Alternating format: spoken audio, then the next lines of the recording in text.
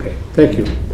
Good afternoon, ladies and gentlemen. Thank you very much for coming this afternoon. We're really crunched for numbers. I'm glad to see we have the required amount of numbers, so thank you very much for coming to this, the April meeting of the Planning Board and Heritage Board. I'd like to call the meeting to order. First off, any declarations of conflict of interest? Hearing none, we move on.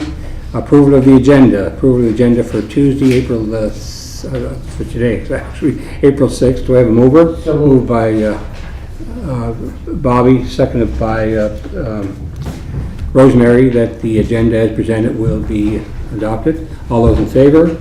All those opposed? Carried. Adoption of the minutes. The minutes we're speaking of are March 16th. Do I have a mover? Everybody, moved by Shallon, seconded by Chris. Any discussion on the minutes of March 16th? Hearing none, no discussion. All those in favor? All those opposed? Thank you. I'd just like to remind the folks out in the lobby there, down towards the administration offices, that the residents do not speak out there during this meeting. They can just watch on the screen out there. Okay, so moving on to reports. We have the first report is in regards to 29 Parnell Street, and I think Emily's on the tap for this one. It's all yours, Emily. We'll try to make it quick since it's such a beautiful evening, folks. So yes, this is a variance request in regard to 25 Parnell Street, and the request is to reduce the minimum required lot frontage from 65.6 feet to 40 feet, and that's in order to convert a vacant former commercial space on the ground floor to a residential dwelling unit, and that would result in a total of 5 dwelling units on this property. So the owner is not proposing an expansion to the building footprint that exists there today. It's just renovations to convert this space. So it's located at the corner of King Street and Parnell Street, just north of King Street. And a little bit more background about this property. So it is in the 500 lot area, but it's not a designated heritage resource. The frontage, according to the bylaw definition of lot frontage, is Parnell Street because it's the shorter of the two frontages there of this corner lot. And the existing footprint covers the majority of the property that's there today. So this right here is the, oops, I thought that was my highlighter and it wasn't. And now I'm all over the place. Just one moment. Okay. I'll get her back. 1 minute. There we go. There we go. So this right here, folks, shows this is the property here, and the boundary of the property is the red line there. So again, the footprint covers most of it. There's no parking within the property limits there today. There's just asphalt parking within this area. So this striped area denotes the public right of way. So there's parking that serves this existing dwelling within the public right of way. That's between the east limit of the property and the sidewalk there. And as I understand it, this goes back to kind of the historic use of this property, why the public right of way extends right up to the building footprint. And there's also some front steps that encroach into the public right of way there today as well. So this is the photo of the property as of last week. So property history. Ellen, I might need your help because if you know how to work these slides properly. Sorry, folks. I'm obviously not technically inclined here. I might just do it with the key.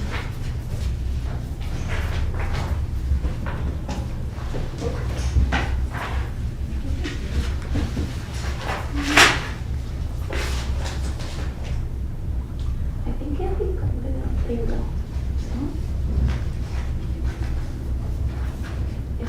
Yeah,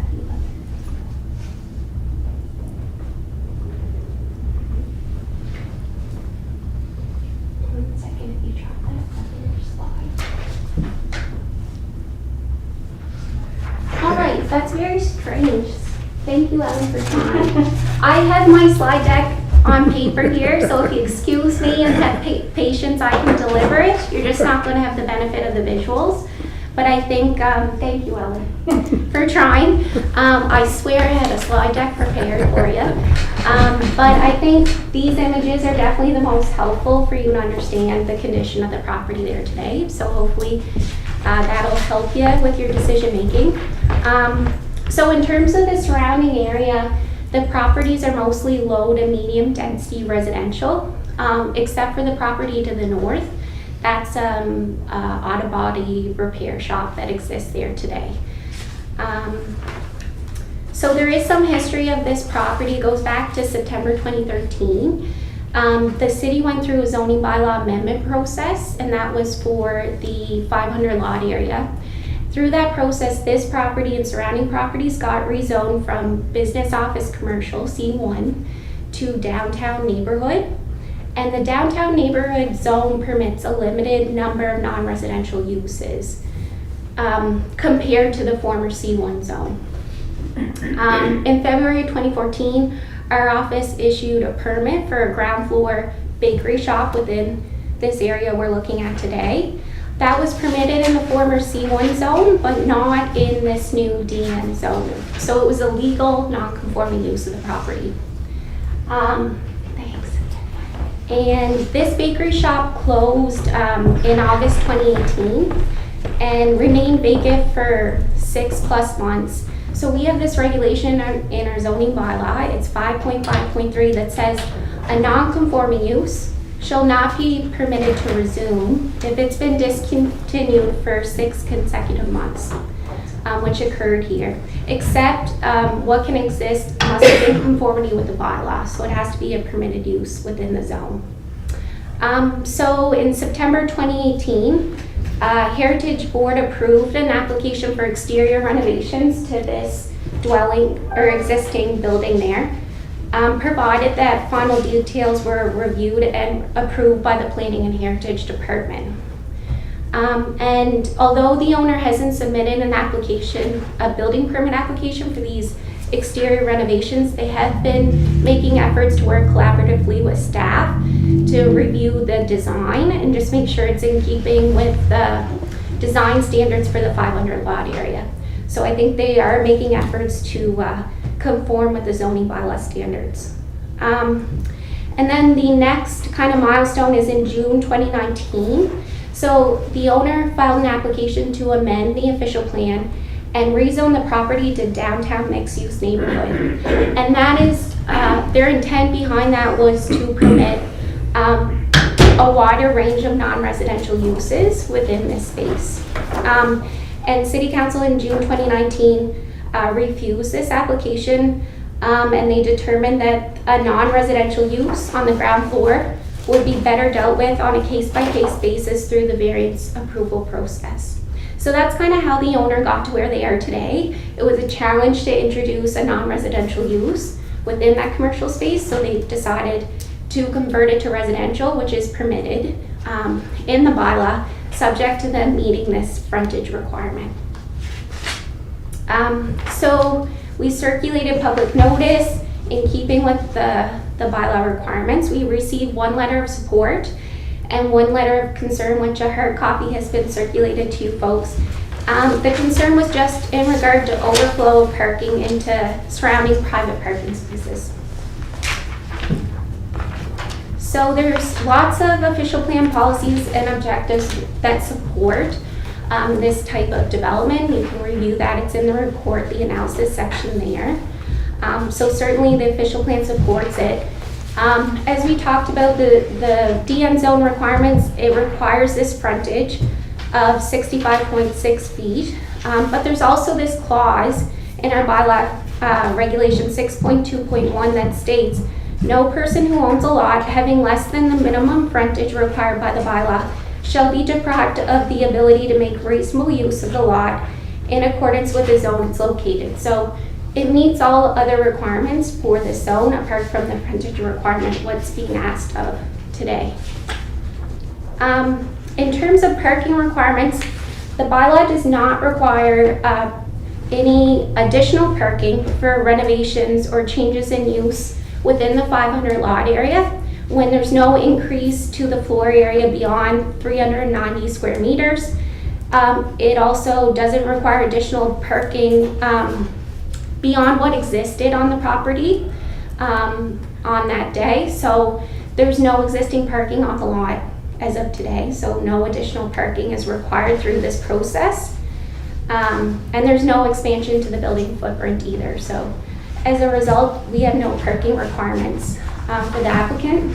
However, because of this condition with the public right-of-way and parking spaces existing there, Public Works has administrative authority over this area. So we circulated the application for their comment.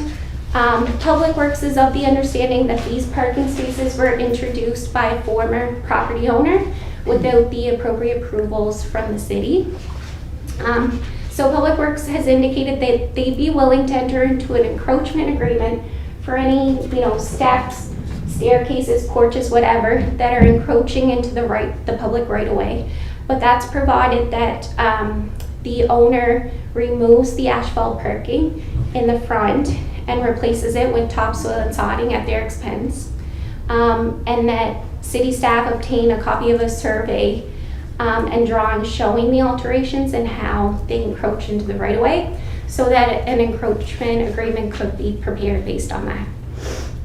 So the concern from Public Works with these parking spaces there is just given the proximity to the King Street, Pownell Street intersection. So for cars maneuvering in and out, the visibility at the corner for both pedestrians and vehicles coming into that area. And also the lack of, usually there's some maneuvering areas for cars going in and out of parking spaces too, and it's kind of cut short there. So the absence of that as well. So it's all kind of safety concerns from Public Works in regard to those spaces. So as a result of all that, our department is recommending that the lot frontage be approved, subject to conditions that all work is completed in accordance with the building and development permit for that conversion of the unit, that a survey be submitted showing the alterations, including any exterior stuff that might encroach into the right-of-way, for staff to review, and then an encroachment agreement occur for any encroachments into the public right-of-way, and that this parking, as I mentioned, Public Works is requesting that it's removed and replaced with topsoil sodding, that the owner take that on as well. So that's all from me, folks. My apologies for the lack of visuals and for having to look at me this whole time, so thanks for your patience. And if you have any questions, just let me know. Clarification. Thank you, Emily. Thank you. Any questions from the board? Julie. Yeah. So just when you talked about Public Works having this concern with the safety thing. So if this variance is approved and they're not able to make it their encroachment right, is that a guarantee that will help with the safety issue? That could be, you just said there could be a safety issue for cars coming in and out of Pownell or King? Yes. Here and pedestrians? Like, is it the way can they design that so that is removed? Possibly there is some parking that's located in this area that maybe through collaboration with Public Works, some agreement could be met, but as of right now, Public Works, like I'm speaking for Public Works right now, right. What they have recommended is just complete removal of that asphalt parking to meet their safety requirements. So as long as that's good, it won't cause a safety problem. Right, and it'll still meet the parking requirements. For the bylaw, yeah. I just heard safety and I just need to. No, for sure. And any kind of patio encroachments into it, it'd be assumed there'd be enough visibility still at that corner. I think it's the visibility at the corner that's the big kind of issue area for Public Works. Mm-hmm. Do they go back and sign off on that before? Yeah, so through the encroachment agreement process, they review the drawing and survey material and then, grant final approval, and they sign off on the encroachment agreement. Yeah. Okay, any other concerns for Emily? Emily, I'm been notified that the applicant would like to speak. Yep. You want to invite her in? Okay, for sure. And then, Thank you. if there's any residents out there, we'll have them in after the applicant. How's that? Okay, sounds Thank you. good. Just one moment. I'll take care of this.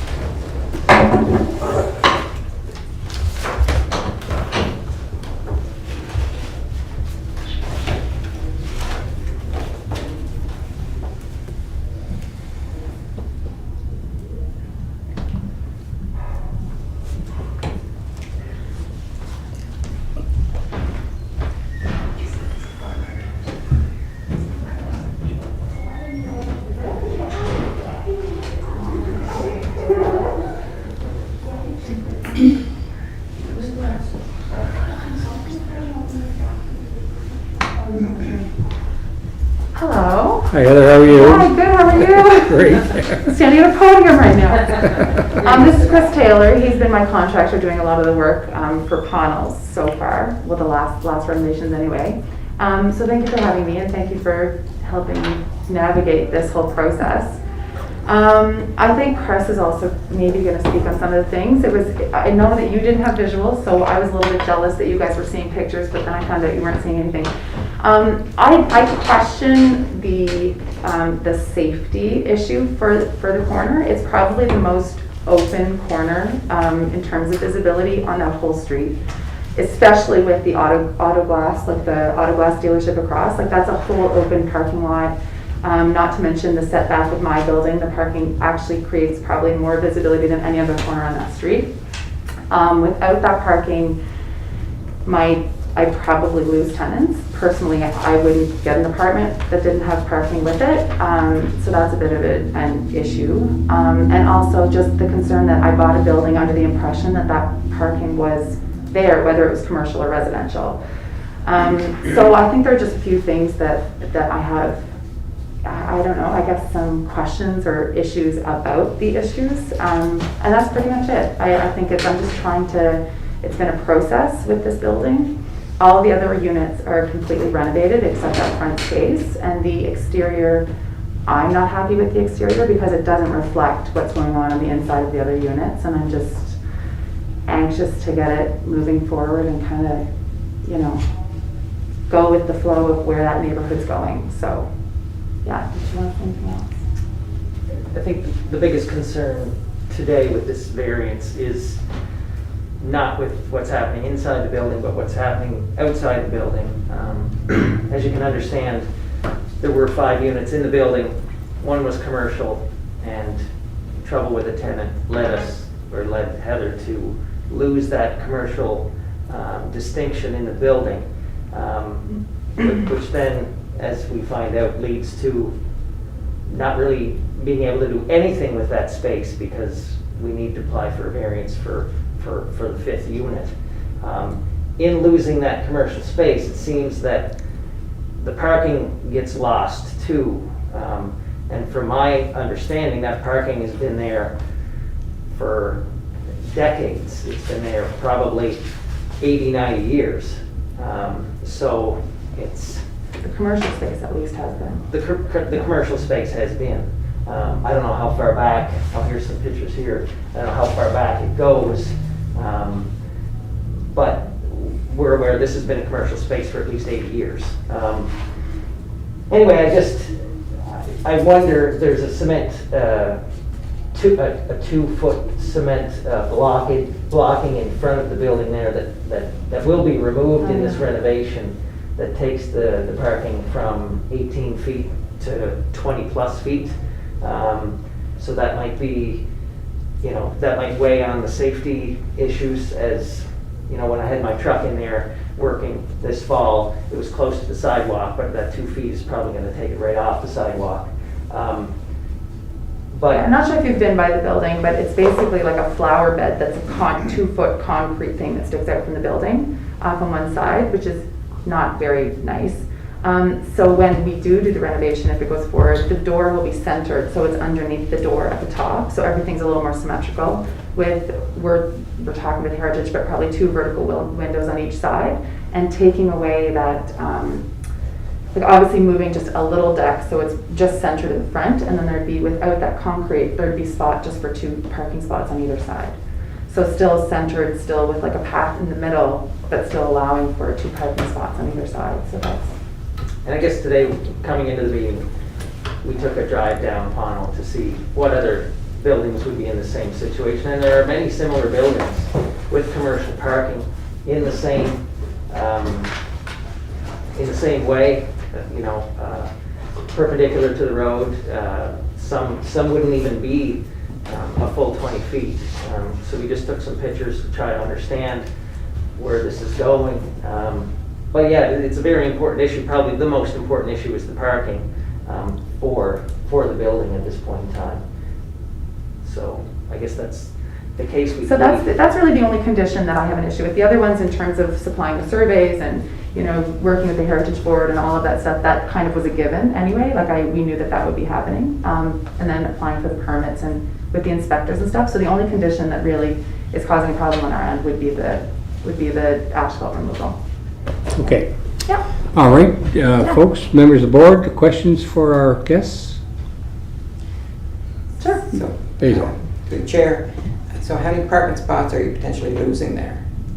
If that goes completely sod, I'd be losing basically all of my parking, the 4 spots across the front. Right now, it's only 3 because the deck is off-centered and awkward. So technically, right now, I'd be losing 3 spots. Hopefully, with the renovations, by centering it, it would give me those 4 spots. Yeah. I think, Emily, the parking really is a public works issue to be dealt with by public works, so that, and it's duly noted here tonight. Yeah. Okay. Okay. And Emily, we did run into each other earlier, and she just said the process would be, I can help get navigated through that process or Yeah. whatever that entails, so. Okay. No more questions? Thank you very much, folks. Good. Thank you. Thank you. Have a great evening. Thank you.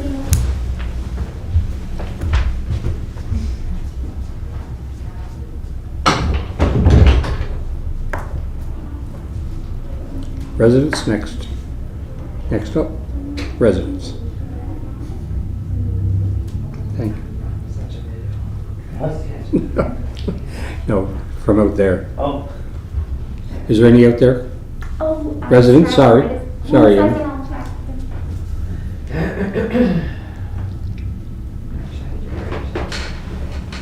Let's see.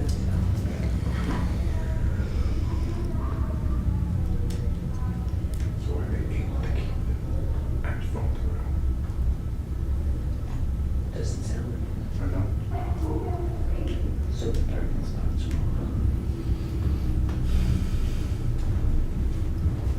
No? Okay. All right. So, anybody want to make a motion on this particular application? Or would you like to have some discussion, or would you like to? It sounds like the parking thing kind of has to be narrowed down a little bit better.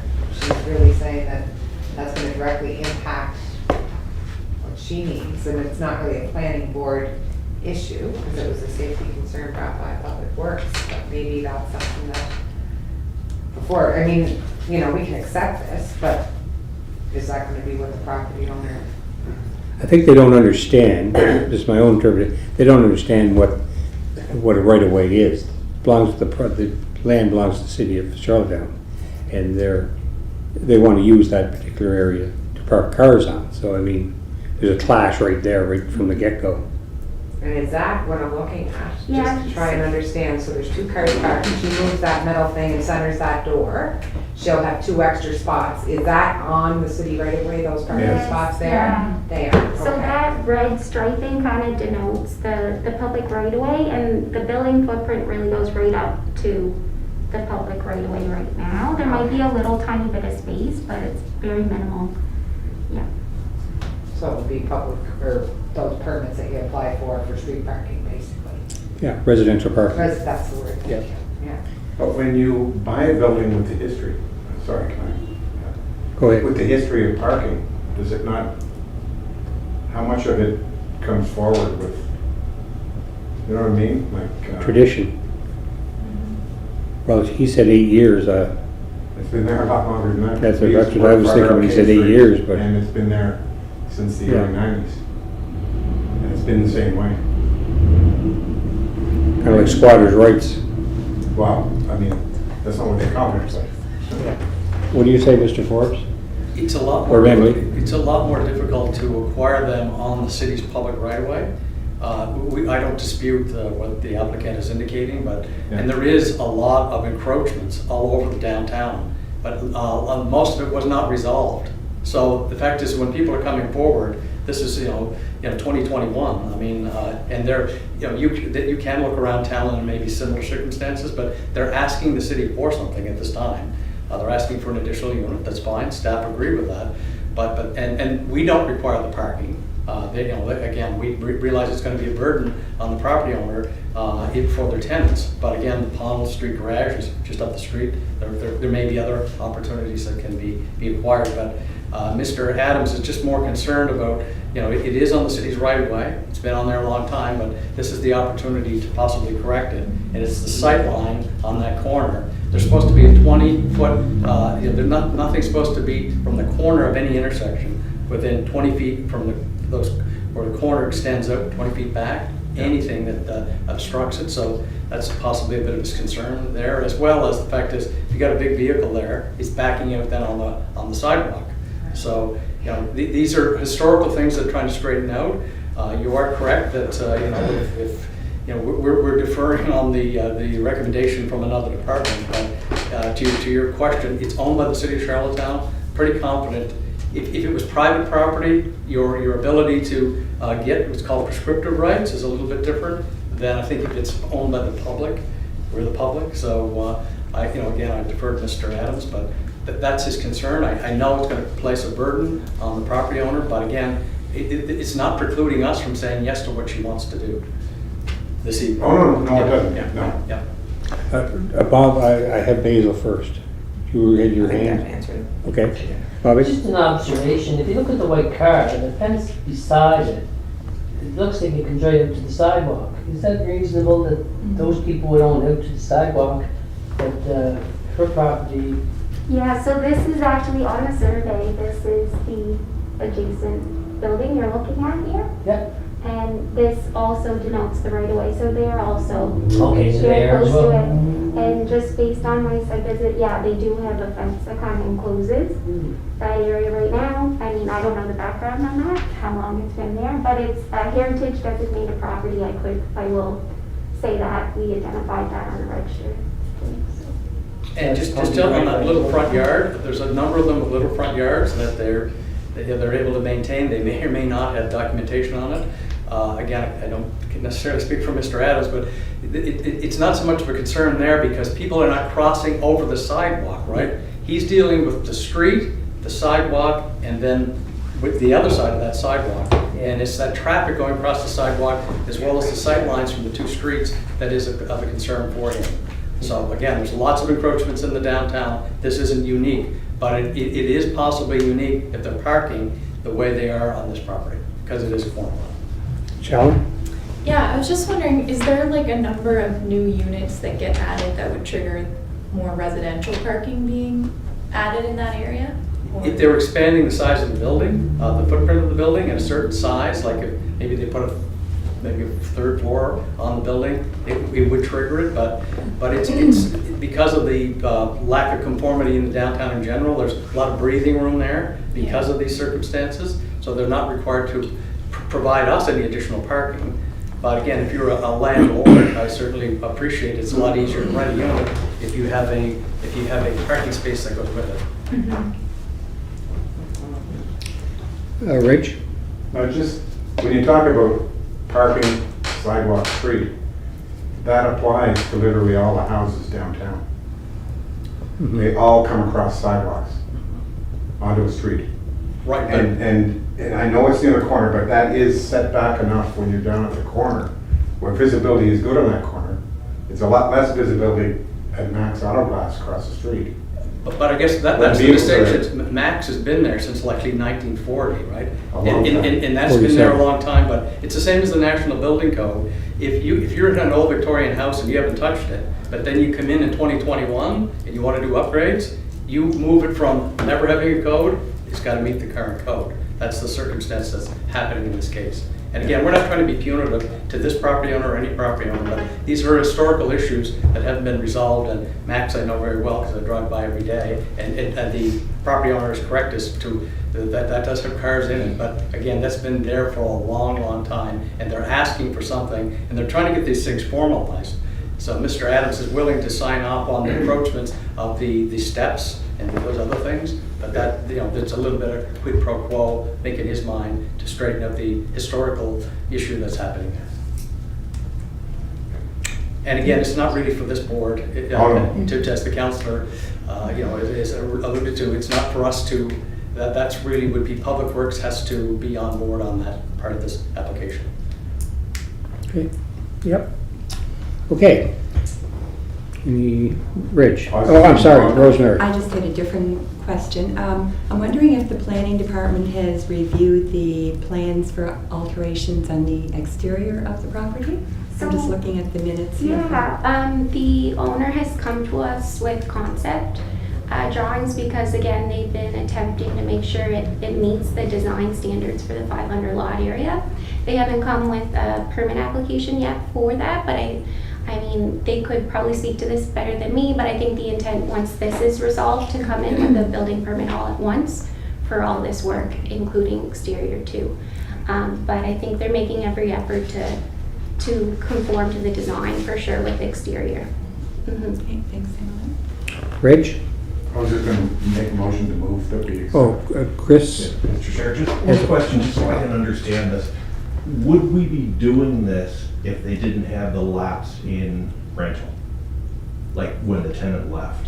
With That kind of made it that they had to reapply for that zone again, right? Yeah, so that was the legal non-conforming Exactly. use that expired after 6 months. So Yeah. you would be assuming that if this continued as a commercial We use, wouldn't have this. yeah, like this wouldn't be before us Yeah. as a change to the property, Exactly. right? That the applicant's looking for. Mhm. So basically, they would have been permitted to continue to park there if there was a bakery there. Because it would have continued to persist. There'd be no permit changes associated with it, yeah. But when the bakery was there was a fairly large, they had a big patio there, a large patio, and there may have only been at that time, maximum for 2 spaces, including the commercial. So, there's, it was, the commercial business is no longer there, maybe that's why, but it's not a case of it ever had a lot of parking for the commercial aspect of the operation either. They would have just parked in the street. Okay, Rich, what do you have to offer? Hold on, I was just gonna make a Yeah, motion. that's to what I mean. Accept staff's recommendation to approve the application. Okay. Do I have a seconder for that motion?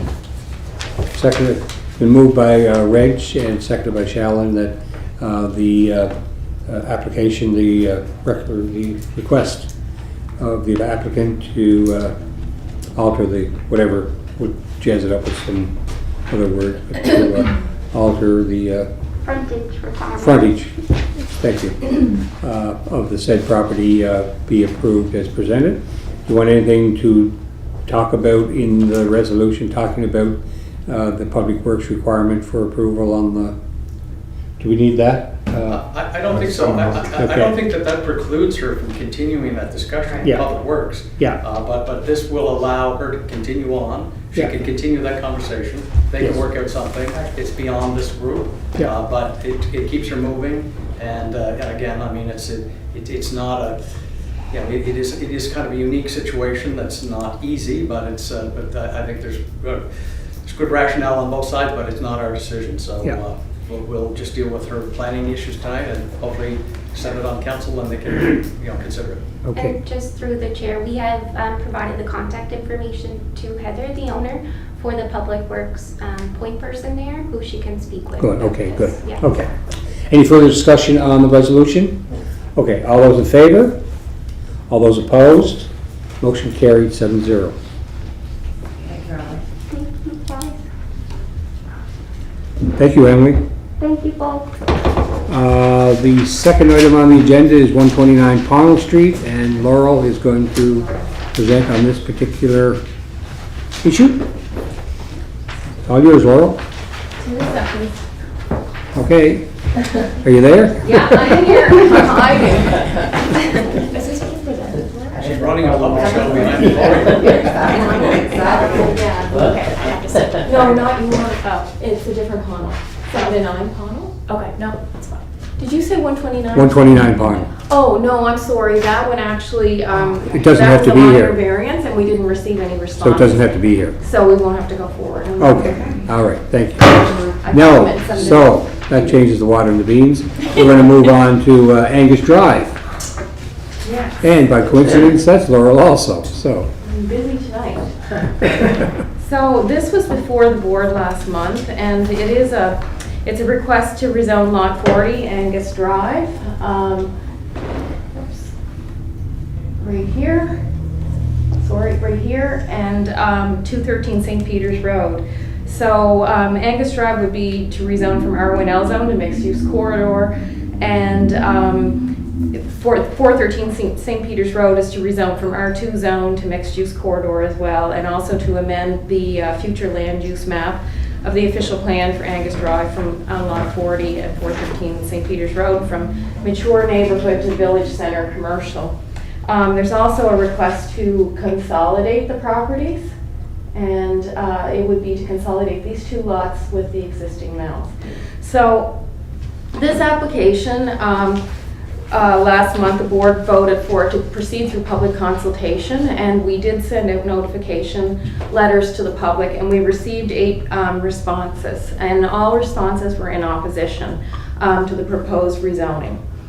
The public meeting was held on March 23rd, 2021 at the Royalty Inn, and Stephen Yo, the chief engineer from the province, and Alan Aiken, traffic operations engineer, was also there to explain the details of the application and to explain the proposed construction on the roundabout. Oh, and an issue like Emily, which is right here.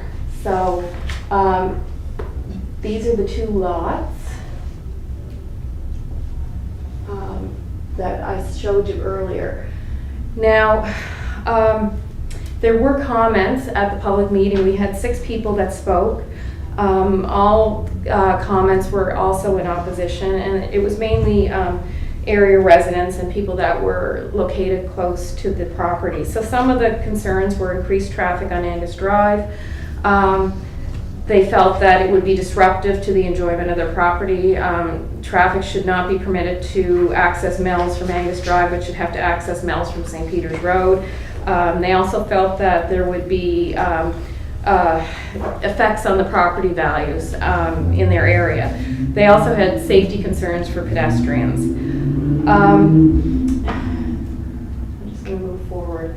So after the public meeting, staff consulted with Transportation and Public Works with the province, because staff does realize there are concerns from area residents. Especially, we are concerned with the residents that are immediately adjacent to the property to the north, and then also the resident that is located on the opposite side of the street, so actually right here.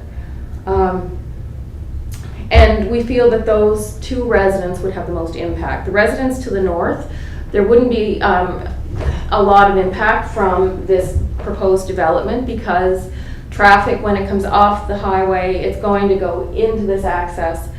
It's not going to travel north unless you're living north of that development. The only people that would be coming down to access Mel's from Angus Drive would be people to the north or traveling home after work, going back to their homes. So we talked to Transportation and Public Works, and we asked them if there was any kind of mitigative measures that they could put in place to alleviate the impact on these 2 residents. And if you'll see right here, this was the original proposal prior to the public meeting. So the province was proposing that the access come in off Angus to the very north boundary of Mel's. Following that public meeting, given the concerns from residents, they altered their plan, and this is what they're proposing, is the construction of a large berm with landscaping and trees. And then they've also discussed moving the access to Mel's further south, so that when cars come in or out of that property, they won't be shining lights in on this property to the across the street. So they they have recognized that there are concerns from those residents, and they're trying to put some mitigative measures in place. So we know that the residents are going to have concerns with this. However, this is a safety issue for pedestrians and for the traveling public accessing this property. Otherwise, people are going to have to come down from the north of Angus Drive to St. Peter's Road. They're going to have to, if they want to go to Mel's,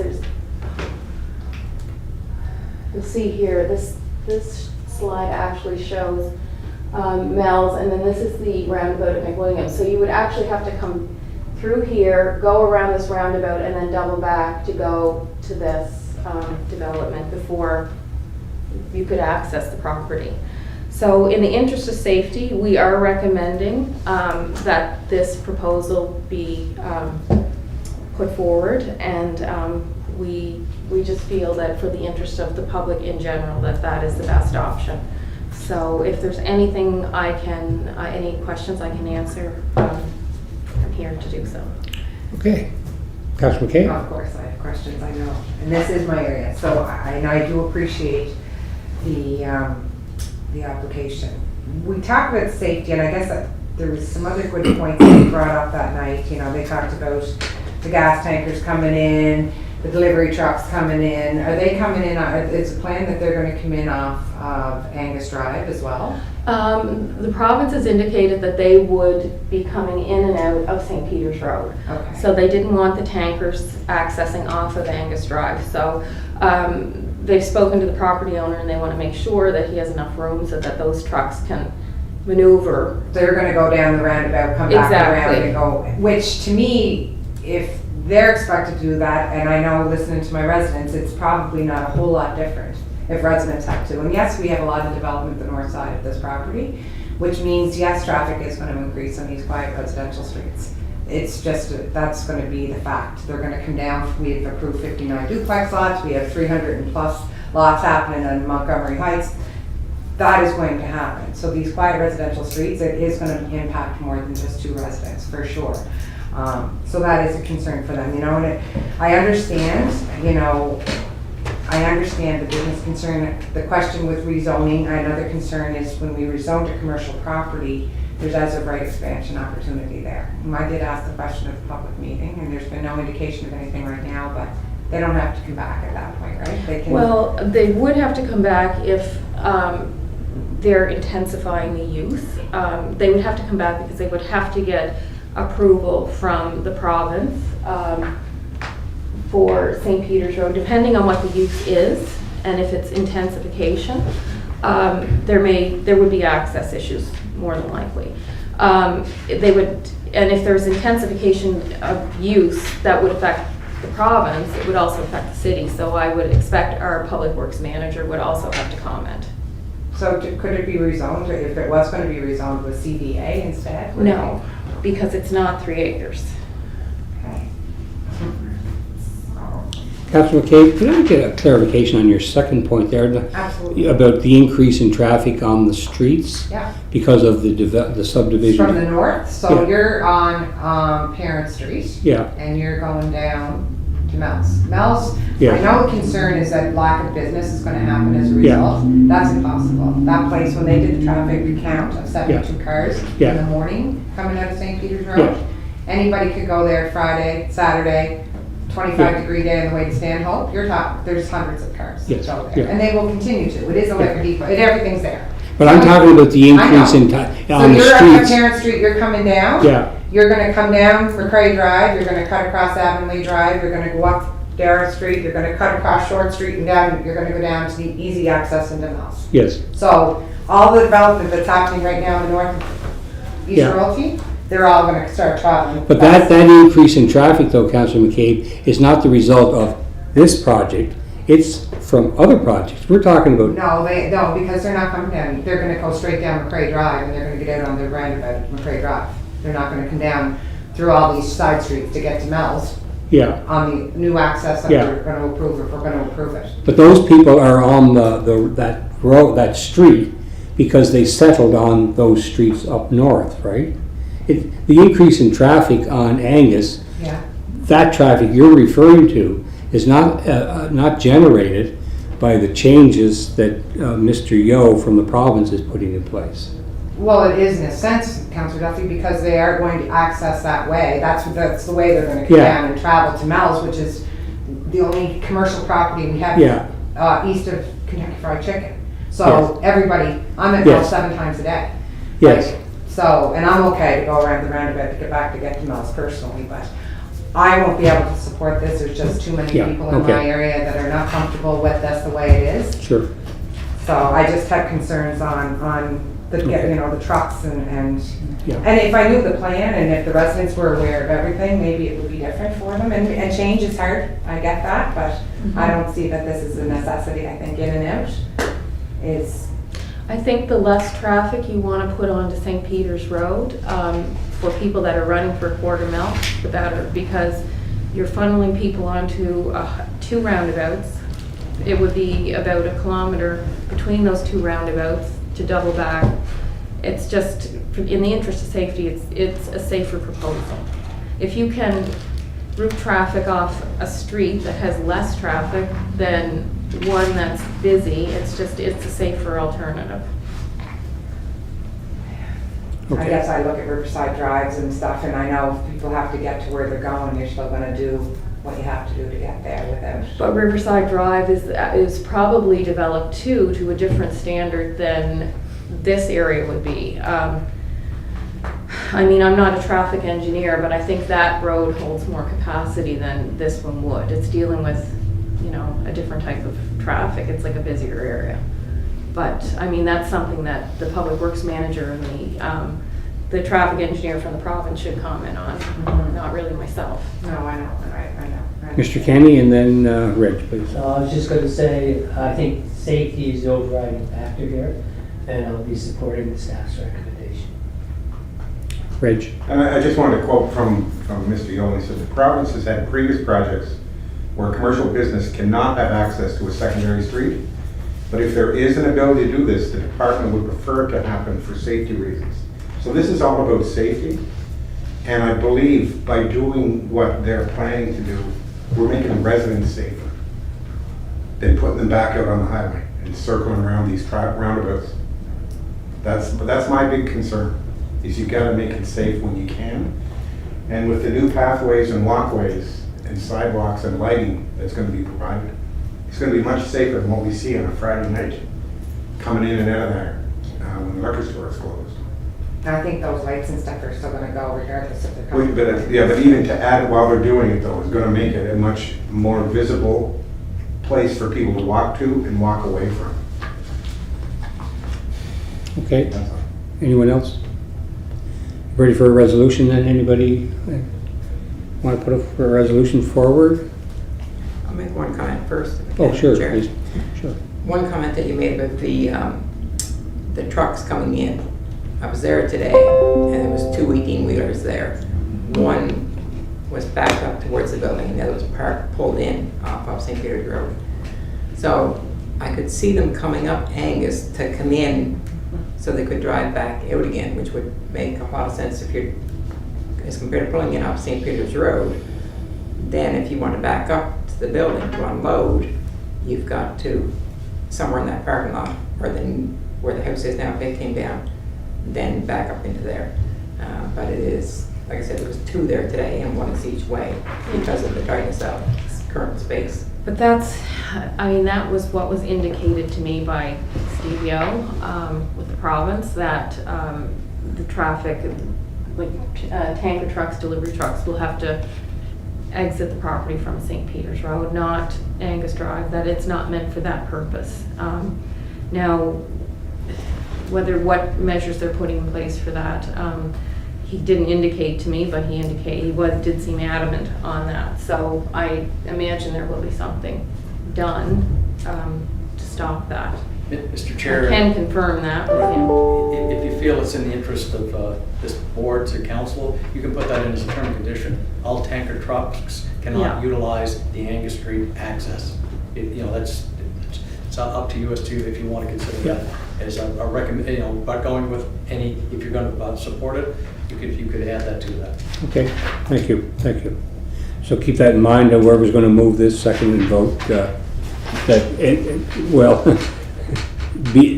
is it going to be part or not part? I think we have to decide as a group. Exactly, like, I don't know which way it's gonna go, Yeah. but if whoever wants to make a motion, if you want to add that, you can, Yeah. just to mitigate that. Okay. But if not, you don't have to do that either. Can I just have a clarification? Sure. Point? So basically, he can't add anything on this property once it's changed commercial. He can't expand Mel's without coming back and going through a public consultation again. No, that's not what I'm saying. Okay. He can expand, but if it's an intensification of use, he is more than likely gonna have to come back to the province or the city for access approval. Now, whether that is a simple process or not, I don't know. It depends on what his proposal is. If it's something that's extremely intensive, then there may be issues. I mean, we've dealt with other issues in the past for access, for establishments like this that didn't receive approval. It would depend on traffic reports, but at this stage in the game, without knowing what they're proposing, it's hard for me to even comment on that. And that's why I wonder is there any way to not rezone at this time until we know what that plan is? That's my thought. So, again, just to clarify on that, I just want to make sure that if it does get approved, if something happens in there, St. Peter's Road is a piece of provincial infrastructure. They own it and they control it. And in order to intensify the use, you have to apply through them.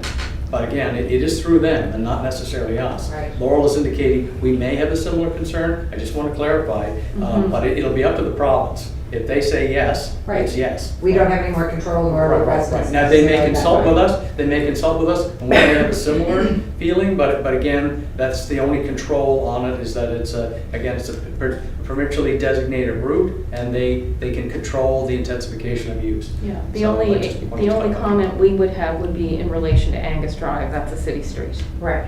And how many times has this application been before council for rezoning purposes? I have to look in the report, but I did list it.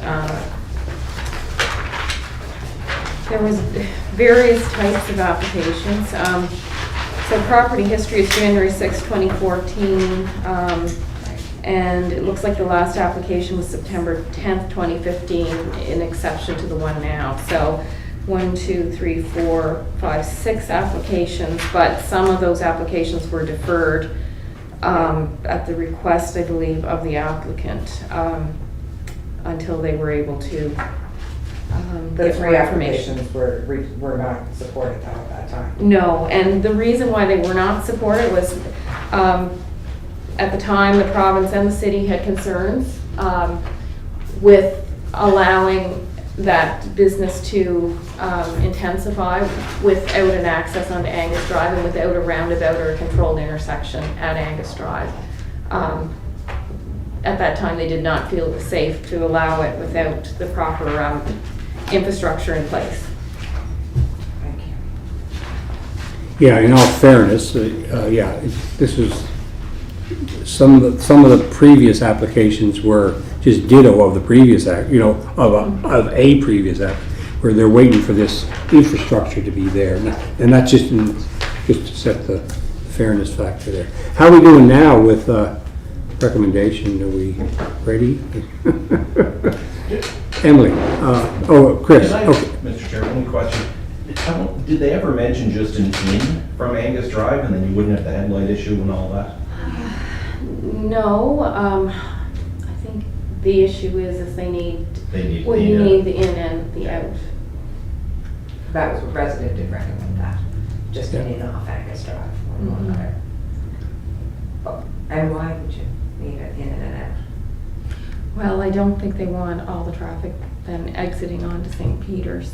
I mean, it's kind of the same issue if you were traveling east, you'd have to go up and circle around and go back. But, I mean, we could ask for a point of clarification on that if... Emily? I just wanted to know there, it's my understanding there's residents that wanted to speak as well. No, There's an opportunity. Yeah, we're not going to, I don't believe we're going to have the developer, the applicant, or the residents in to Okay. speak. Because we've had a public meeting. All right. They've had both sides have had their opportunity. Okay, thank you. Thank you. Okay. So, sorry, Chair, so then is it possible to, as part of our approval, or motion, that we would prefer to see an in only off of Angus Drive? Can we? I think you may be able to comment on that, but you would prefer, but I think that's up to the province because of how the, you know, the traffic operations work. I'll suggest this. Maybe defer. It's very difficult this is a complicated, you know, traffic-related issue, and again, not to undermine the board or even Laurel and I, we're not traffic engineers. No. So if it's helpful, you can, whatever recommendation you want, but we can, in the interim, add to, when it goes to council, we can ask these questions and we can have like a little supplemental report to answer them for when council deals with the issue. Is that possible? But again, I'm a little nervous that us deciding how to do that could yes or no is easy, but when you get into terms and conditions that you don't really have the, you know, the really profound skill sets for doing, I mean, it makes me nervous, and because I stick to my wheelhouse. If Scott Adams was here, I'd be much more comfortable. But again, if whatever recommendation you want, if you can say, and that staff follow up with some commentary attached to this report on that question, if that's helpful. And I appreciate the staff engineering, sorry, Chair. I mean, it's a similar to drive-through that we talked about at West Royalty. I'm not a traffic engineer either, Right. but I live in that area, I travel that area, I know how people are in that area. So sometimes traffic numbers and 2013 data that's been projected based on some added new updated information is not always accurate either, in my experience. So I'm not trying to be difficult, just trying to. If anything, I would expect that the data from 2013 to now has increased as opposed to diminish. A little bit. Mm-hmm. Yeah. I understand. Okay. How's it look now? Rich? I'll move that to accept staff's recommendation Okay. on the request for the Angus Drive lot, the 413 lot to be rezoned, as well as consolidate the 3 lots as well. Okay. You've got that, Ellen? Okay, do we have a seconder of that? It's been moved by Reg McGinnis, it's been seconded by Bobby Kenny, that the resolution is presented by Reg be approved, right? Further discussion? Ready for the question? All those in favor? All those opposed? Okay, 6-1. 6-1 in favor. Thank you, folks. Moving on to 779 Ponnell Street. Laura, please.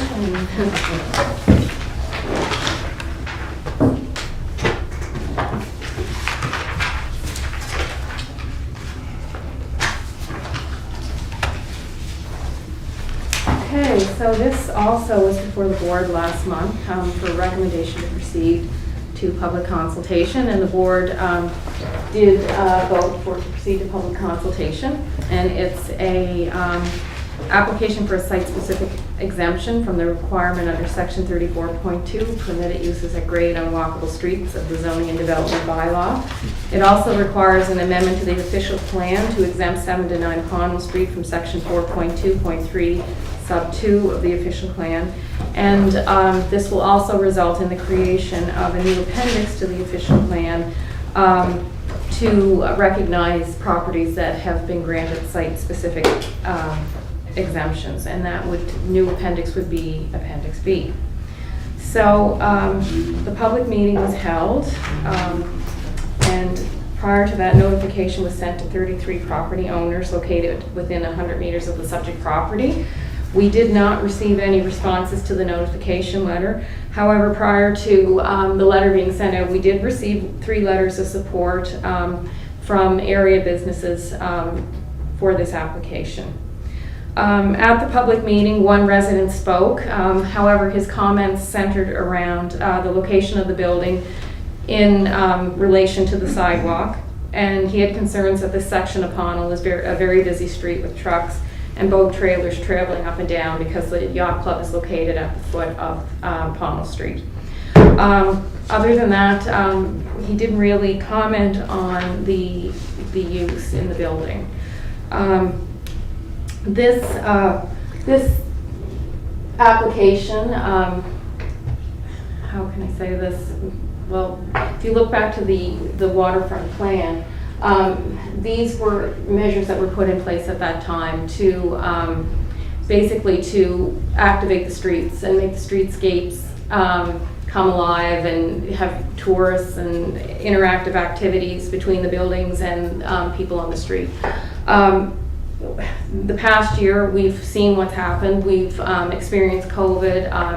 A lot of our downtown has experienced the effects of COVID. We've had a number of businesses closing. Offices have closed because a lot of people are working from home. As well, when you look at this area of Water Street and Pownell, it tends to be residential. And when we did the official plan, or the waterfront plan back in 2014, that plan was basically, we looked at a 30-year build out. And right now it's in its infancy, really. We're only, a few years into the plan. We're not even a full 10 years. Things have progressed along the waterfront, more towards the eastern part of the waterfront, but the development, more commercial type of development, hasn't really moved to this area yet. So at this time, staff doesn't feel that the applicant's request is unreasonable. The space was built to commercial standards, so if there is a demand down the road, then perhaps the applicant would look at that time to convert the space to a commercial use. They have indicated at the public meeting that they are spending the money to either put in office or residential, so it wouldn't be something that would happen in the short term. Oops. However, long term down the road that may occur. So we are supporting the application, and we feel that the application should move forward and that the existing development agreement that is in place be amended to reflect these changes. So are there any questions? Thank you. Quick. No, Councilor I Gates? just was gonna move to accept staff's recommendation. Okay. All right, does anyone else have anything to add before we go to the... Okay, it's been moved by Councilor McCabe and seconded by Rosemary Fair that the application from applicant from 7-9 Pownell Street be approved. Any more discussion, further discussion? Having none, ready for the question. All those in favor? All those opposed? 7-0. Thank you. Moving on to 199 Crafton Street. Again. What's the white stuff in this?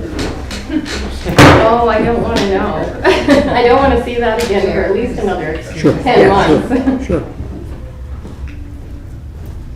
So this is 199 Grafton Street. I'm going to go into this in more detail because this hasn't been before the board before. Some of you may have seen it at the Design Review Board.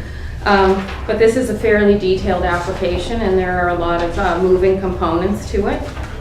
So it's an application for a site-specific exemption from the requirements under Section 30.2, regulations for permitted uses, and Section 30.3, bonus height development standards in the downtown mixed-use neighborhood zone.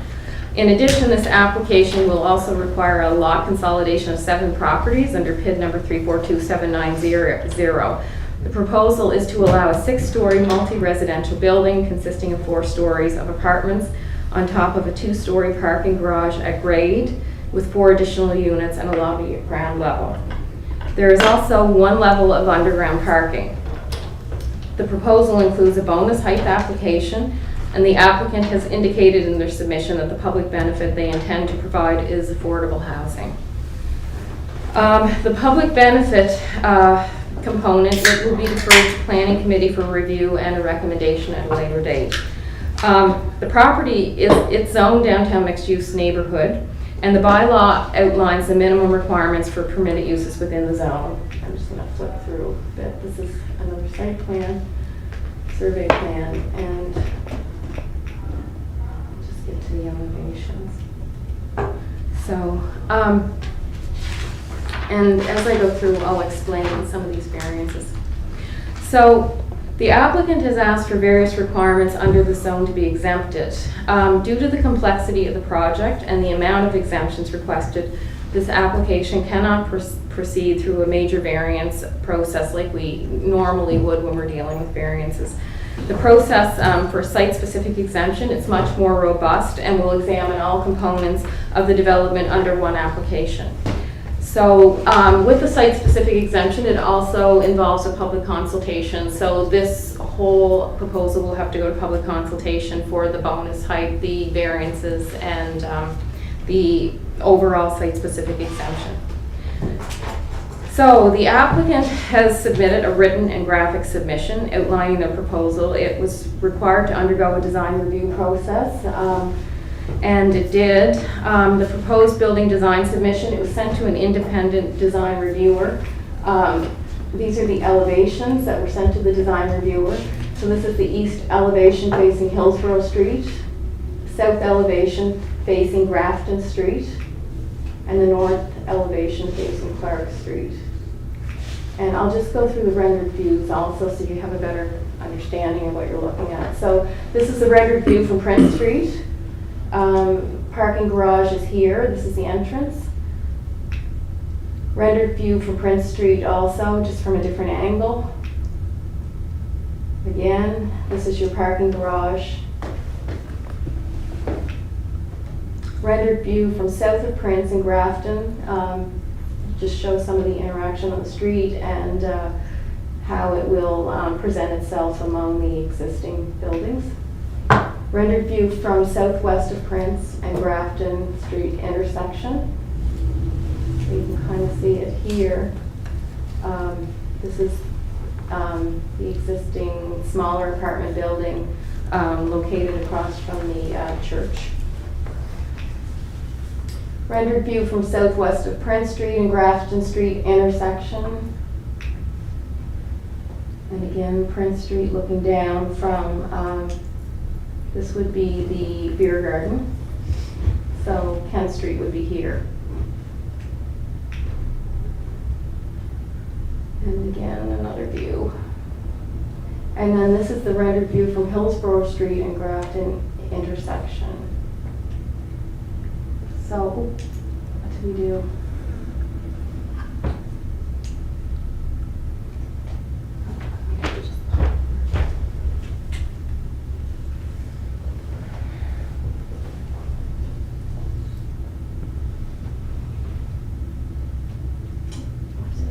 Ellen, I might need your assistance also. Emily and I are having technical difficulties tonight. We don't work in the IT department. Yeah, that's not our wheelhouse. I think I added a slide. Okay, here we go. Thank you. So, in the design review report, now that you've seen the slides, the design reviewer indicated that several variances and exemptions are required to obtain building permit approval. But overall, the design reviewer supported the design. The application was also forwarded to the design review board, and the board agreed with the design reviewer's recommendation and voted to approve the building design with a few minor recommendations related to brickwork along Clark and Hillsborough Streets. So staff has also reviewed the project in detail, and there were a number of variances that were listed in your report, and I'll just discuss them a little more in detail for you to understand. So under section 3.12 bonus height applications and 30.3 downtown mixed use neighborhood zone, a height variance would be required if the proposal does not provide public benefits. So the request for a bonus height application, it must be approved by the city's planning committee. And as I said before, that will advance to them at a later date. But if the planning committee will be required to seek approval through the city's affordable housing program. So they're proposing affordable housing for the public benefit. That also has to go to the city's affordable housing incentive program. They have to review that and agree to their proposal. So if the bonus height is permitted, the proposed building exceeds the allowable bonus height by 9.7 feet, so it's higher than the allowable bonus height. And the design reviewer and the design review board did not feel that the mass and scale of the building was intrusive or out of context in the area of the city, as the building will be located mid-block. So I'm just gonna, a good view, it kind of gives you an idea of the height compared to some of the other buildings. So if the bonus height is not approved, the applicant will be restricted to 4 stories or a maximum allowable height of 39.4 feet. Building elevations indicate 47.6 feet to the top of the roof on the 4th story. So if we go back to the elevations, around the 4th story, right about here, it's about 47.6 feet to the top of that 4th story. Therefore, a variance would be required to allow the building to be constructed to that height if the bonus height application isn't approved. So the property, it's unique. It's bounded by 4 streets. I'm going to go back to the site plan. So you have 4 streets. You've got Hillsborough, Prince, Grafton, and then this is Clark Street to the north. Because the location behind the polyclinic building, this property is considered mid-block, and Clark Street, it's basically a laneway. So we have buildings that front on Kent Street to the north. Clark Street is used a lot as a laneway. It's not really a pedestrian street where people would walk, but they do use that street to take provisions into the businesses along Kent Street. So we did consider, when we looked at this proposal, we considered the building to be somewhat mid-block. But from staff's point of view, we don't feel that the requested variances will negatively impact the buildings along this street. Our main consideration is whether the requested variances will negatively impact properties that are like in this area along Hillsborough and Prince, some of the smaller buildings. Staff are most concerned with the proposed building, with the existing apartment building being located at next to 142 to 146 Prince Street, which is this apartment building right here. You've seen it in the rendered views earlier. That setback is, I believe, so the site plan indicates the building is proposed to be 1.96 feet to the property boundary of this apartment building. The apartment building is located approximately 3.9 feet to that property boundary. Now, in the DMU zone, the bylaw allows a side yard setback equal to the side yard setback of the existing building on the abutting property. So the new building, proposed building, will be coming closer to that property boundary than that existing apartment building. So that would be one of the main variances that we would have concern with. The main facade of the building, it's located on Prince Street. However, the technical lot frontage of this property is on Hillsborough Street, because Hillsborough Street is the narrowest part of the lot. And the bylaw defines it as such. So a minimum of 65.6 feet of frontage is required for an apartment building, over 40 units in the DMU zone. This lot has approximately 74.5 feet of frontage on Hillsborough. However, if the building is to be built to the bonus height of then 98.4 feet of frontage is required to meet those bonus height standards. That would require a frontage variance of 23.9 feet on the Hillsborough side. So with that being said, staff doesn't have a significant concern with that. As the main facade of the building, it's located on Prince Street, and there's approximately 116 feet of frontage on the Prince Street side. Gosh, this is jumping. Honestly, that wasn't me. So this side of the street actually has 116 feet of frontage, and that's where the applicant is placing the main facade of the building. So also, Clark Street serves for the most part as an access lane. And as I discussed earlier, 10th Street buildings use that for deliveries. So technically, under the bylaw, even though that is used more as a laneway, that's actually considered a flankage yard to this property. So a minimum of 7.9 feet setback is required for a flankage yard for the base building. So the base building would be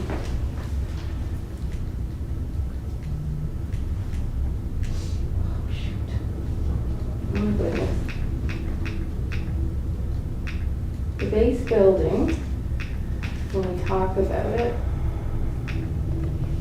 is the first 4 stories.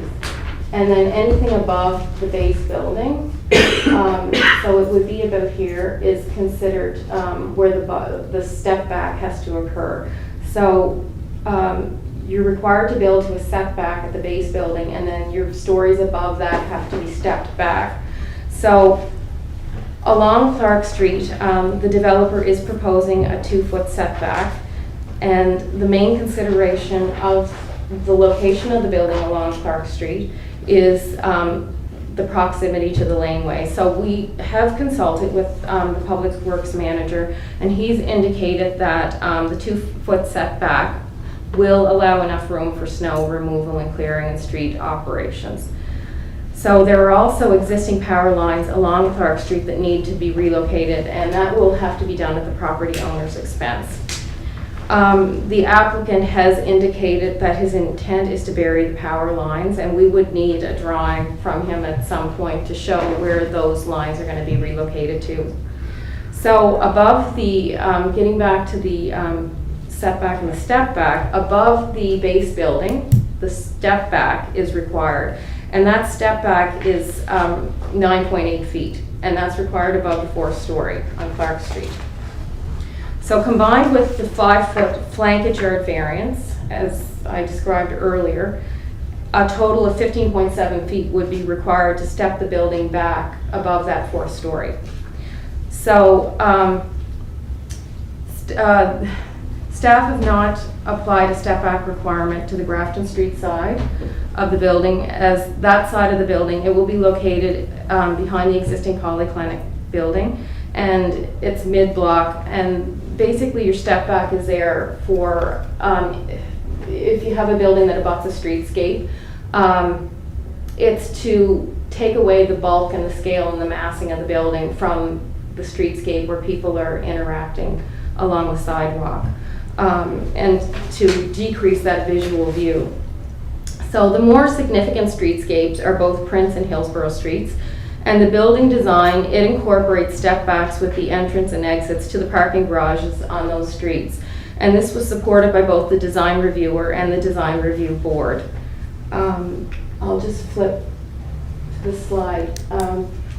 So this is one of the parking garages, and the design reviewer looked at this as a step back. And then on the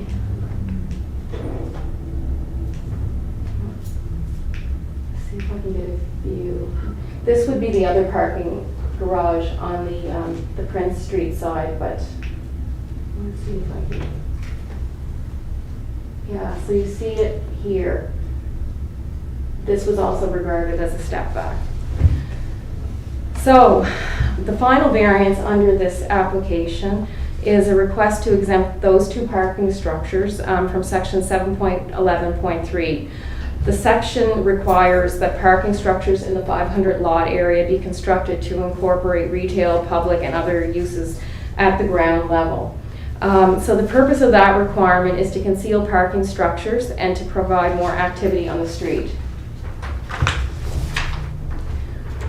So if this exemption is granted, staff is also suggesting that mitigative measures be put in place that would announce to pedestrians either on Hillsborough or Prince Streets when they leave those parking garages that cars will be entering and exiting the building onto the street. So as pedestrians are coming down the street, that we need to have some kind of warning system that people will be entering and exiting the parking garages.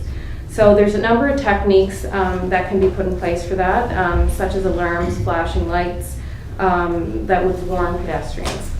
In terms of parking, although the proposal removes the existing parking lot, there's 88 spaces that was located behind the polyclinic building. And that was back here on the survey plan. You can see the parking that was located. Those will all be removed, and the developer is replacing that parking lot with 88 parking spaces within and under the building. So moving on, 10% of site is required for landscaping, and the applicant has indicated they're proposing to provide 11,564 square feet of landscaped area. So all the green on this drawing is landscaping that they're proposing to provide. That would amount to about 16% of landscaping on site. But staff would also like to point out on the site plan there's 8 parking spaces proposed in the corner of Grafton and Prince Streets, and we also spoke about this at Design Review Board. It's staff's understanding that there's more than sufficient parking within the building for the entire site, and that additional parking isn't required. It's a very prominent corner in the downtown core, and the location of the parking on this corner, it doesn't really enhance the overall aesthetic and urban design in this area of the city. It's located, across from Zion, it's near Province House and the Coles Building. All those important historic buildings are in that area. So staff has consulted with the applicant, and the applicant has indicated that future plans are to develop this lot. We don't feel that the entire corner property should be dedicated to landscaping. However, it's our opinion that a portion of the property should be landscaped and an urban design feature added to address the corner and disguise the adjoining parking. At least something along here could be put in place.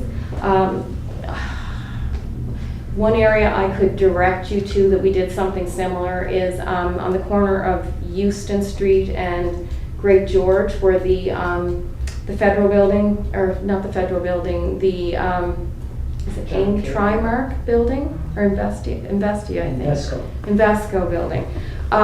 They were putting an addition on their building a number of years ago, and we actually worked with them, and they added a landscape feature along the corner that included a bench and some paving and flowers and planting beds. So that did soften that corner, and it did enhance the appeal of the corner because that was an entrance into the city. So we're suggesting that something like that be done here.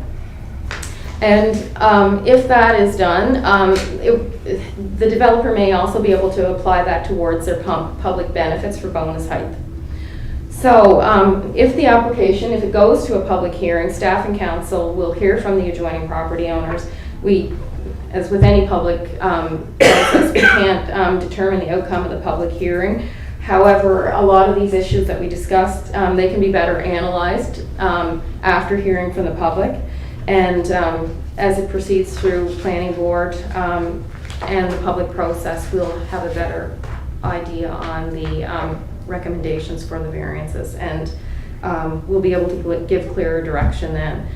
So the project, because it receives support from both the design reviewer and the design review board, And the design review board, they did have some minor design recommendations that regarded brick on Clark Street and Hillsborough Street's facades. The design reviewer basically stated that Clark Street facade should continue as is with the lower two floors open, but with the structure would look better and be more durable if finished in the same brick as on Prince Street, while leaving the railings and cars visible to the viewer. And the end at Hillsborough should have the framing done in brick and metal panel inserts for a softer look. So those were the recommendations that come forward from the reviewer and the design review board. So given this application was welcomed in a positive manner from both the design reviewer and the design review board, staff feel the project has merit and it will provide additional housing within the downtown. Additional residents living in the downtown core will help to stimulate the economy in the downtown and contribute to making it vibrant and a great place for residents and visitors. So staff are generally in support of the application, and we are recommending that it proceed to public consultation to gauge the public's opinion. So if there's any questions, I can answer. Thank you, Laurel. Questions? It's a bit long, but You answered part of my question. I was wondering what became of the little parking lot behind the polyclinic there that you would enter off of Hillsborough Street. But I think it is going to become a part of the two-story parkade. Is that it right? is. So this is the entrance to that parking lot. This thing's acting weird. Yeah, it's right behind the But- polyclinic. Yeah, so you come in here and this is all parking. You can't exit off Clark Street to my knowledge because I believe there's a barricade. Yeah. Exactly. Yeah. So when the building gets built, those parking spaces will all be removed, and Right. once it's built, there will be, I believe it's 2 floors of parking within the building, and then there's going to be 1 level underground. My question is regarding seniors and quite elderly people who might be nervous driving into a parkade. Will there be any surface parking spots where they can stay inside if they want? No, these parking spaces here, the applicant has indicated that those are for the doctors in the polyclinic building, that it has been there for their use. Yeah. And the plan is to develop that space in the future. That's a good point. Thank you. Rosemary? Thank you, Mr. Chair. I feel like this building is going to tower over the neighborhood. And I'm not sure that it's really going to add to the historic buildings that you mentioned, Laurel. And, you know, we have a lot of pedestrian traffic coming up from the waterfront when we have our cruise season. And I just think it's too high, you know, for that area of the city. That would be probably the tallest building in the city, would it? If No. it's approved? No, I don't believe so. I think BDC Center is taller. But it's a Coleman large... Grand may even be taller. Yeah, it takes up a large... You can kind of get an idea of its scale there Yeah. when you're looking at the streetscape views. I mean, it is a big building. But one thing about the building, it is kind of like it's hidden behind the polyclinic building. So that does take away some of the scale. You can kind of see how it does mix in. I mean, it is a large building for the downtown. The design reviewer, the architect that reviewed it, he's a very well-known architect in Fredericton, New Brunswick, Peter Fellows. He's been practicing architecture a long time. He looked at the building, he looked at the context of the building within the streetscapes, and he felt that it did fit in. I mean, he's not an urban planner either. I mean, and that is one of the reasons why step backs are you know, used when you're dealing with the streetscape, because it kind of takes some of the scale of the building away. But with the parking garages where they're located, they do meet the requirements of the step back. However, one thing to point out, the parking garages are lower than the 4th story, so they don't go to that full 4-story height and then step back. They are, I think they're both 2 stories actually. So Laurel, I think you said the traffic will exit onto Prince Street from the parking garages, is that right? It goes on both And sides. you can go both Okay. ways. Yeah. And I believe the developer is here, so if there's any questions that you wanted to ask the developer, they may be able to, provide that information a little clearer than I can. It is just to go to public consultation. Yeah, this is just to go to public consultation. We can pick his or her brain if it goes to public consultation. That's great. I move that we accept staff's recommendation to go to public consultation and hear the full presentation from the developer. Okay, it's been moved by Councillor McCabe, it's been seconded by President Bob Kenny, that the presentation as presented by Laurel be recommended to council to proceed to the public consultation process. Any discussion? One point is, I really liked what Bob said, though. I think he should be thinking about that, and maybe even let him know that that is something, when you're coming into public consultation for the seniors for parking and stuff, whether they. Especially since it's right beside the public, they're going to the public clinic, right? So Yeah. it could be quite elderly, they might not want to, might be too nervous going into a parking. Yeah, I think that. Well, I believe he's listening outside, so he's Okay. probably aware. Yeah, Rosemary? I think that's a good point. I'm wondering if at the public consultation too, we could have more details around the affordable housing piece of it, like detailed information. How much is the rent going to be? Because sometimes we just get these general comments. Yeah. It's going to be affordable housing, but if it is, let's hear the details around that. That's more of there's a process in the zoning bylaw where the Yes. applicant has to apply to the I city to understand get that. those bonusing. It's a separate process. I understand. It will go to planning committee, so they will be the ones that deal with that. Some of the developers, it's somewhat sensitive in regard to there's a lot of their contracts that they're signing with the province or with the federal government, so they don't mind providing that, but they, I think, generally like to do that in a more private setting, and that will be the planning committee. So But I that- think the intention of the developer should be discussed. Right, but And the- maybe options, like this is what we're looking at and we have to go Sure. through this process, but. But you so have to be people are a part of a informed. federal program, federal or provincial program, and you have to meet certain targets. And that's all laid out in detail, but it's up to the planning committee, the 5 councillors and mayor, that will, to determine whether they're meeting that requirement. So that's their intent, and we will make sure that if they're gonna get that bonusing, they're gonna have to meet that requirement. And all of those details will have to get worked out. Thanks. Okay, thank you. Thank you. Okay, we have a question on the floor, I believe, if there's no more discussion. So we know what the resolution is. All those in favor of the resolution? All those opposed? It's carried 7-0. Thank you, Laurel. You're welcome. Mr. Forbes, you're next up with Part C, which is other zoning development bylaw amendments and the official plan amendments. It's all yours. Thank you, Mr. Chairman. After that very weighty report by Laurel, I'm sitting in the corner. I'm glad I deal with the zoning bylaw every day because I can follow it, but I realize that there's a lot of moving parts in there. And there's a lot of moving parts in this water lot approval. So I'm just going to give the Coles notes, and it's somewhat at a high level, but as you know, this came to this board last year for temporary use, and the temporary use is likely the simplest process that we have, but it was the process we had in place last year.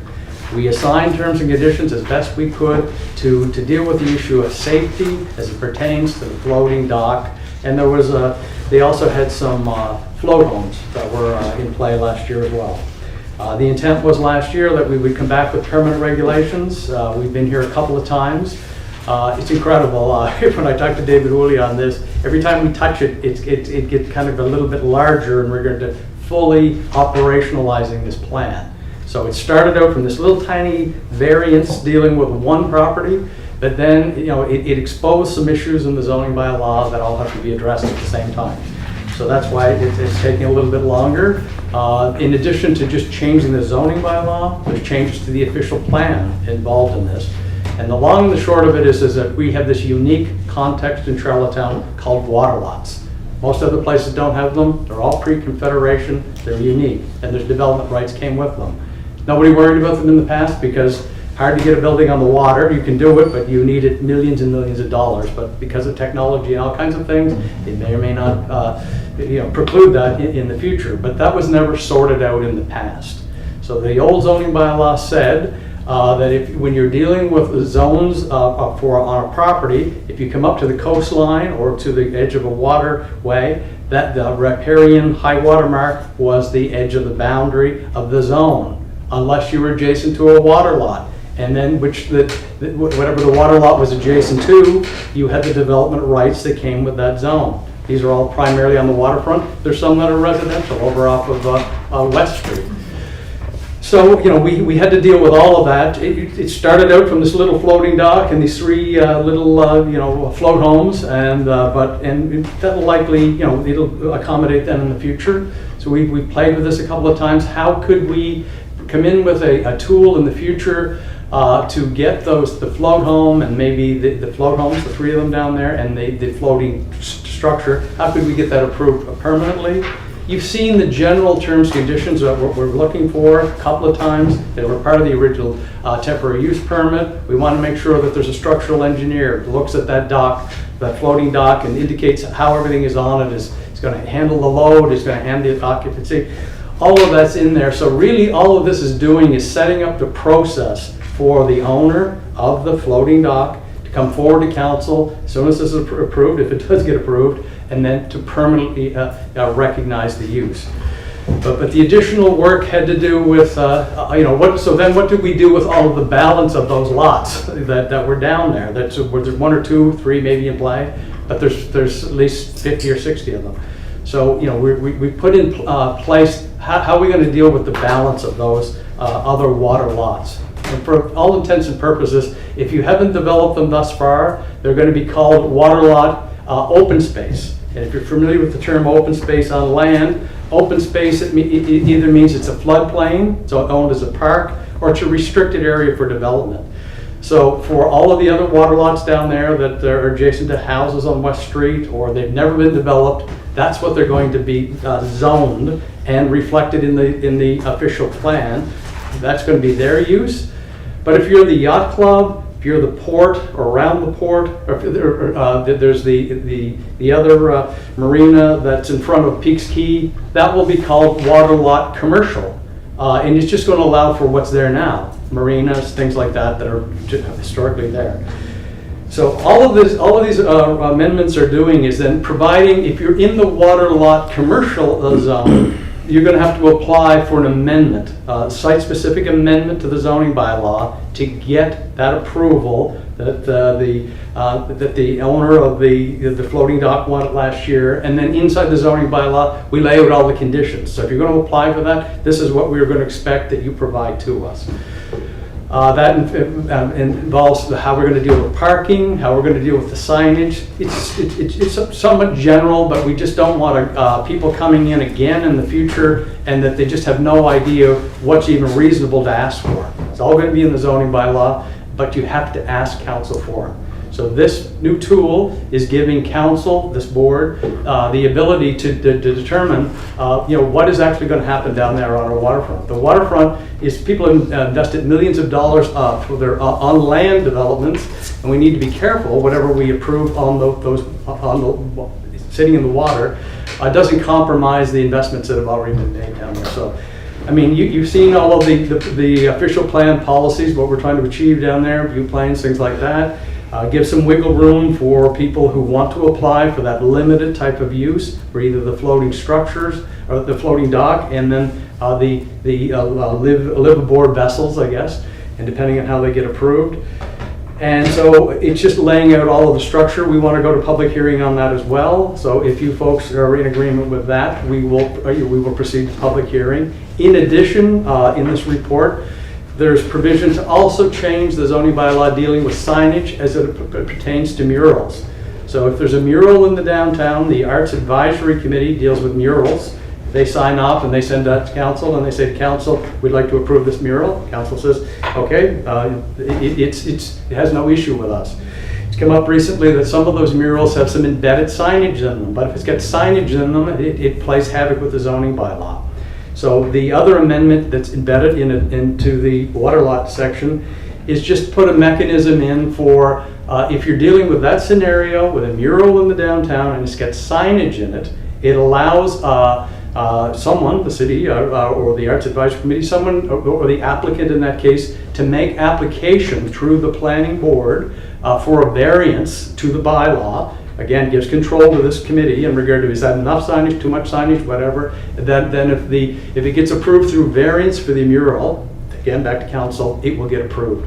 But right now, there is no mechanism in the zoning bylaw to even apply for a variance for signage in a mural. So these are all items that have to go to a public hearing. I could really drill down and go into the technical detail. When we go to the public, as Laurel has indicated, we'll hear from the public. We may massage this one more time.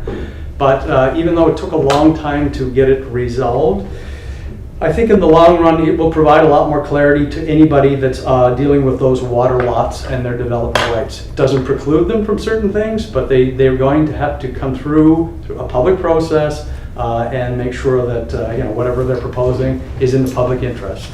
And again, you can imagine if you had lived, you lived down there and you had this beautiful view, and then all of a sudden, just as of right, somebody does something in front of you and you go, what's that? Well, and why didn't I get any input on that? So there's 2 new zones down there. Well, water lot commercial, recognizing all the existing, primarily marina, water-related uses, navigational things. Water lot open space, that's to be left alone. And the other primary reason to leave those sections alone is because you actually get into navigation. And if you try to develop that, you're likely going to run afoul of the federal government and the provincial government, which I alluded to in here before. It's a really complicated territorial space down there. So we're really talking about development about 100 feet out from the coastline, very close. There's all kinds of issues for that: safety, running fire equipment, getting people off those docks. They got, if they were at 1,000 feet or whatever, it can get really complicated really quickly. So, it was, all of this started from one individual, and it's a kind of a nice little project.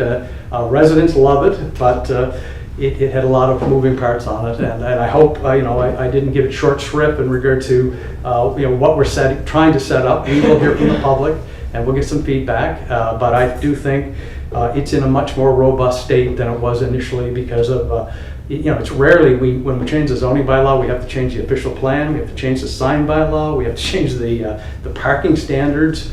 But again, it's pretty well all in there, and hopefully we're relatively close to what we need. Then if this does get approved, I'm pretty confident the owner down there will then make application to permanently have that use recognized by the city of Charlottetown. And hopefully when they read these or when they go through this process in the future, it's not going to be a whole lot different. There's going to be no surprises in that from that original. We have actually 2 variances on that property. One to Mr. Gale, and then the last one was to Mr. Gale again. So there's, again, and I'll just read for your benefit, just anybody who's watching. So we're amending section 3.5.5 of the official plan on waterfront development. Appendix A, the official plan, that's the future land use map. Zoning and development bylaw amendments pertaining to section 1.4 D zones. Add section 34 to create a water lot commercial zone with regulations. Add section 35 to create water lot open space water zone. Appendix G, zoning map to designate 2 new water lots as I alluded to earlier. Appendix A, add new definitions. In addition, staff are recommending amendments to the variance process to permit limited signage within approved murals. Proposed changes to section 3.9, major variances of the zoning bylaw, all be approved to go to public consultation. Any questions? Certainly ready to answer them. Question, Alex, on that particular night for public consultation for these issues here, are we going to also deal with the bylaw amendments that we dealt with back in February? Yes, right. But we haven't scheduled yet, or is that going to be a separate meeting onto itself? We're hoping to have all of the amendments as a separate meeting, because there's a lot in those meetings. We don't know who's going to show up. It's highly technical, but possibly not going to generate a lot of the public, but it's very good. If they do show up, we need to be very clear. So is the February ones going to be a different night, or are they going to be within? That's up to Ellen. Okay. Okay, I'll leave you with it, okay? I think the water lot and the other bylaw amendments will be one meeting. Right. Okay. And then the Grafton Street Correct. will be a Okay, Right, gotcha, yeah, all yeah. right. And again, it's really unfair if you're involved in these bylaw amendments and then you're up on another meeting with Yeah. a very specific amendment, you could be at the end of the evening and you're tired, they're Yeah. tired, and there is a lot of, it's better to focus attention Yes. specifically to these bylaw amendments. I understand, I understand. Thank you. Any questions from anyone else, or concerns, or issues, or suggestions? Rosemary? You've done a lot of work in this, Alex. Thank you very much. Yeah, looks good. Yeah, well, thank you. It's been a joint. David Willey's had a go at it. Robert Zilke's had a go at it. And it's just a matter of it's just strategizing because, planners, that usually something has been done somewhere else and you can just kind of follow the way they blaze the new ground. Well, we're blazing new ground which makes you nervous when you're blazing new ground. Then you have to talk to the lawyers to make sure there's ground underneath you and not water. I just have one question around the term site-specific exemption. Right. Under the water lot commercial zone. Right. So that's like the approval mechanism, isn't it? Is that That's the exactly the same as the terminology? application Laurel just had. The site-specific exemption, it's like a rezoning. It's a very robust process. There's a public hearing. And you're asking for something that, it's exclusive to that property if council gives it. So the exemption would be to allow for the floating dock and the liveaboard vessels. So there's an ask there, it's all laid out in the zoning bylaw. Then if you're approved for it, the other one, which was a site-specific amendment, was it not for the 79 Connell Street? It's when you're dealing with one property, but you're deviating from the bylaw and you're just giving those rights to that one property. But what we're doing in here is, we also have a regulation in here.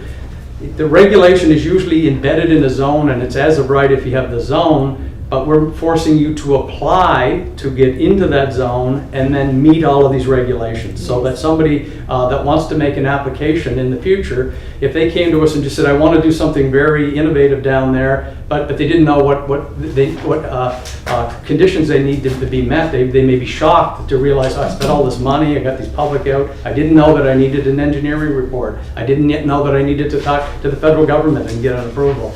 It's all laid out in there to make the request a lot easier to navigate as you come forward in the future. So then the exemption goes forward on indefinitely? Exactly. Okay. It goes in the back of the zoning bylaw. There's a little section in there, and it says, as it pertains to these properties, the zoning bylaw has been changed to reflect these changes.